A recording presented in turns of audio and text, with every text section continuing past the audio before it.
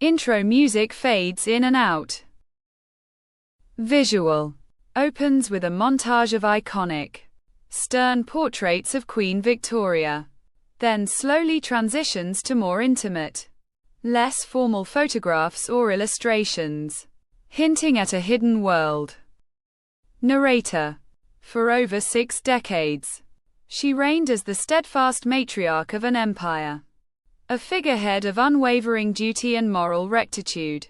Queen Victoria, the grandmother of Europe, is etched into our collective consciousness as the stern, black-clad widow, embodying the very essence of Victorian prudery.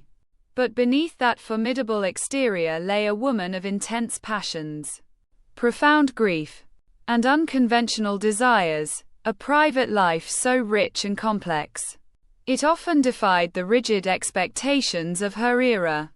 This is the story of Queen Victoria's secret heart, a journey beyond the public image to uncover the loves, losses, and forbidden bonds that truly defined her. Prepare to delve into the hidden truths of one of history's most iconic monarchs. Visual. Early illustrations of Kensington Palace. Then a young Victoria. Narrator. Her early life was far from the gilded cage one might imagine. Born Alexandrina Victoria on the 24th of May 1819, at Kensington Palace, she ascended to the throne at just 18 years old in 1837. Her childhood, however, was dominated by the restrictive Kensington system, an elaborate set of rules devised by her ambitious mother, the Duchess of Kent, and her comptroller, Sir John Conroy. This system dictated every aspect of her existence. She was never to be left alone, never to walk downstairs without holding an adult's hand, and was constantly monitored, isolated from other children and the wider world. This oppressive upbringing fostered a deep longing for freedom and autonomy, a desire that would profoundly shape her reign and her personal choices. Upon her accession, her first command was for her bed to be moved out of her mother's room, a symbolic act of liberation. Visual. Portraits of Victoria and Albert, their wedding, family scenes. Narrator. Her escape from this suffocating control came in the form of love, a love so profound it would become the central pillar of her life. Her marriage to her first cousin, Prince Albert of Saxe-Coburg and Gotha.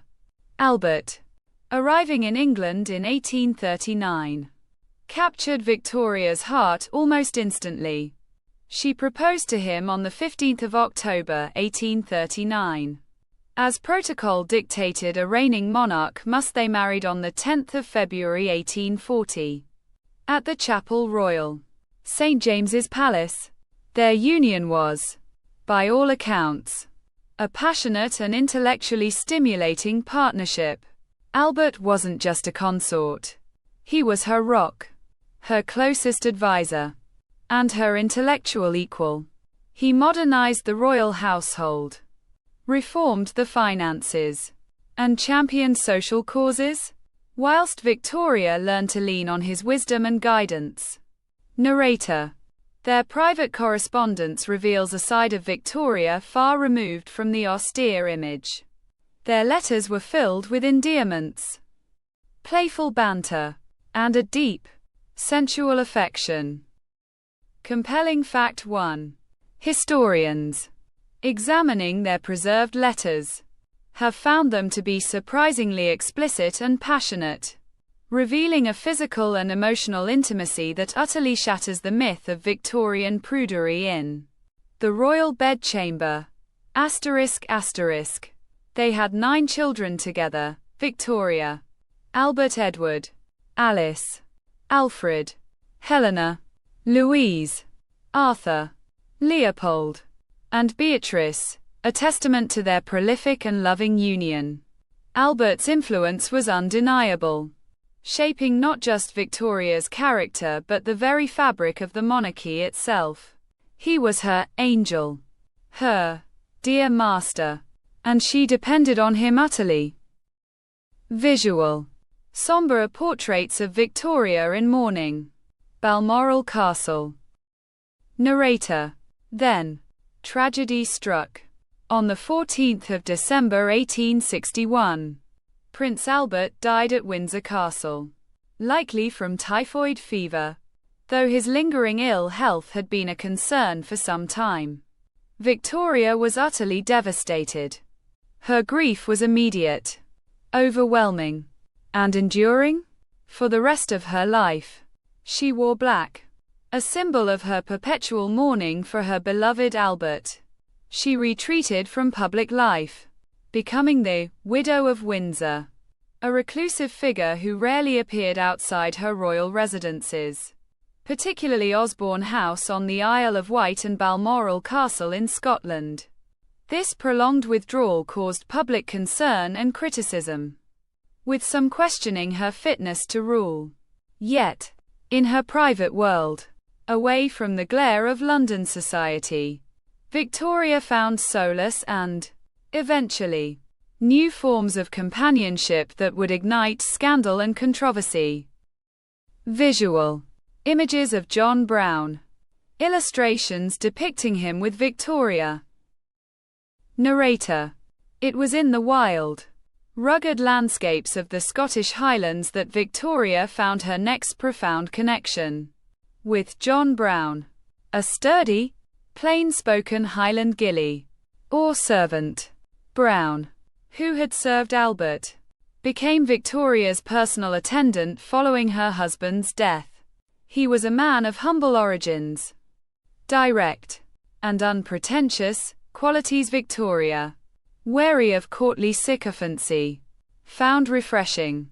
He treated her not merely as a monarch, but as a woman, often scolding her, telling her to get up, or do as you're told. Their bond deepened significantly, particularly during her extended stays at Balmoral. Narrator. This unconventional friendship quickly became the subject of intense gossip and speculation, both within the royal household and amongst the general public. Courtiers were aghast at Brown's familiarity with the Queen, his privileged access, and the special treatment he received. He had his own suite of rooms, rode with her in her carriage, and was often seen at her side. Rumors abounded that they were secretly married, with some even dubbing her Mrs. Brown. Compelling fact 2. So persistent were these rumors that Victoria's children, particularly her eldest son, Bertie, the future Edward VII, genuinely feared she had entered into a clandestine marriage with Brown. After Victoria's death, many of her personal journals, particularly those relating to John Brown, were deliberately destroyed by her youngest daughter, Princess Beatrice, at the behest of her family, in an attempt to suppress any scandalous revelations, ****.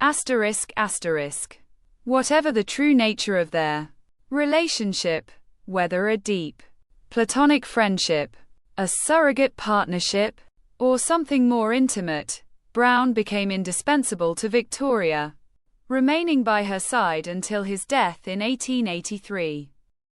Visual. Images of Abdul Karim. Victoria with him. Illustrations of Indian servants. Narrator. Just 4 years after Brown's death, Victoria found herself drawn to another unlikely companion, Abdul Karim, an Indian clerk who arrived at Osborne House in 1887 to serve as one of 2 Indian waiters during her Golden Jubilee celebrations. Karim, a handsome and intelligent young man from Agra, quickly captivated the aging monarch. Victoria, fascinated by India and its culture, a country she ruled but would never visit, took a keen interest in Karim. She promoted him rapidly, first to Munshi, teacher, then to her personal Indian secretary, teaching him English and learning Urdu from him. He taught her about Indian culture, cooked curries for her, and became her trusted confidant. Narrator. Once again, the royal household erupted in outrage. Karim, a commoner and a Muslim, was given unprecedented access and favor, much to the fury of Victoria's children and the court. They resented his influence, his perceived arrogance, and the Queen's apparent infatuation. They openly plotted against him, refusing to socialize with him or acknowledge his status. Yet, Victoria steadfastly defended her Monarchy, viewing the racism and snobbery of her family and staff as deplorable. Compelling fact 3. The depth of Victoria's affection for Karim was extraordinary. She insisted he accompany her on public occasions, commissioned portraits of him, and even arranged for his family to visit him in England. After her death in 1901, her family, still seething with resentment, immediately expelled Karim from England, confiscated and burned all his letters from Victoria, and attempted to erase him from her history. Thankfully, Karim's own diary, discovered decades later, provided invaluable insight into their unique and profound bond. Visual. Victoria's journals, early photographs, medical illustrations of the era. Narrator. Beyond these controversial relationships, Victoria's secret life also encompassed her personal struggles and her often hidden influence. She battled with bouts of depression, particularly after Albert's death, and her relationship with her 9 children was complex, often strained. She was a demanding and critical mother, frequently expressing disappointment in them, particularly Bertie.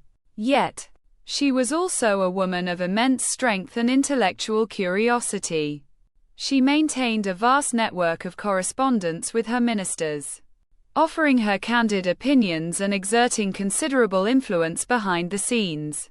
Far from the ceremonial figurehead she often appeared to be. Narrator. Her private journals, meticulously kept for over 60 years, offer an unparalleled window into her inner world, revealing her thoughts on everything from politics to family life, her joys and her sorrows. They show a woman who was acutely aware of her duties, yet deeply human. Compelling fact 4. During her later life, Queen Victoria was known to suffer from severe menstrual pain. Records from her physician, Sir James Reed, reveal that he prescribed cannabis resin to her for relief, making her a pioneering royal patient in the therapeutic use of the substance in the late 19th century. This medical detail further humanizes the monarch, placing her within the context of contemporary medical practices, however surprising they may seem today. Narrator. Compelling fact 5. Victoria also had a profound and pioneering interest in photography. She was one of the first monarchs to embrace the new medium, commissioning countless photographs of herself, her family, and her residences. This allowed her to cultivate and control her public image in unprecedented ways, whilst also documenting her private life, creating an invaluable visual record of the Victorian age. She understood the power of visual representation long before it became a staple of modern celebrity.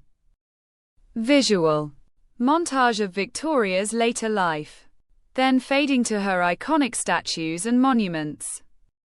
Narrator. Queen Victoria's reign, spanning from 1837 to 1901, was an era of unprecedented change and imperial expansion. Yet, the woman at the heart of it was far more than a symbol. She was a monarch who navigated intense personal grief, challenged social conventions, and found solace and love in unexpected places. Her secret life was not one of scandalous affairs in the modern sense, but rather a testament to her fierce independence, her capacity for deep affection, and her refusal to be confined by the rigid expectations of her time. From her passionate love for Albert to her controversial friendships with John Brown and Abdul Karim, Victoria's journey reveals a complex, vulnerable, and ultimately, profoundly human sovereign. She was not just a queen. She was a woman who dared to live and love on her own terms, leaving behind a legacy that continues to fascinate and challenge us to this day. Outro music fades in. Narrator: thank you for joining us on this journey into Queen Victoria's secret heart. If you enjoyed this glimpse behind the royal curtain, please like this video, subscribe for more historical deep dives, and let us know in the comments which historical figure you'd like us to explore next. Until then, keep exploring history's hidden truths. Outro music fades out.